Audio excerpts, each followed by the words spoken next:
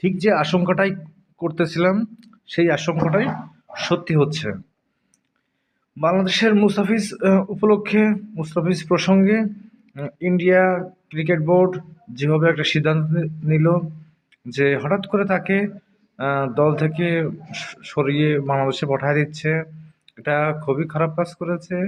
এই হিসেবে বাংলাদেশ সরকার একটা ব্যবস্থা নিচ্ছে যে ইন্ডিয়ান প্রিমিয়ার লিগের যত খেলা বাংলাদেশে দেখানো হবে না। এই সংবাদে আমরা বাংলাদেশের লোক খুশি, কারণ ইন্ডিয়া রাজনীতি করতে পারে, কিন্তু রাজনীতি খেলার মাঠে আনবে এটা কখনোই আমরা কাম্য না, এটা কখনোই আমরা মেনে নিতে পারি না। কোনো দেশ রাজনীতি খেলার মাঠে নিয়ে আসবে, এটা কোনো দেশের মানুষও এটা পছন্দ করবে না। আমি আশা করি ইন্ডিয়ার মানুষও এটা পছন্দ করবে না। তবে আরও জোরালোভাবে আইসিসির কাছে আবেদন করতে হবে, ভেন্যুটা যেন পরিবর্তন হয়।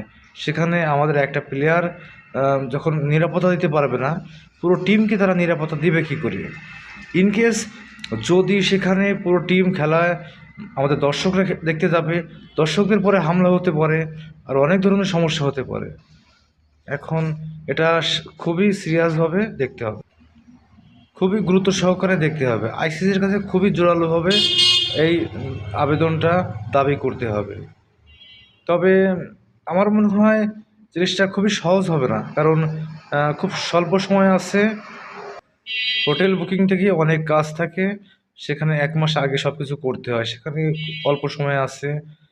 এখন কি হয়, এটা বাংলাদেশ সরকারকে দায়িত্ব নিয়ে করতে হবে, বিসিসিকে দায়িত্ব নিয়ে করতে হবে। ধন্যবাদ।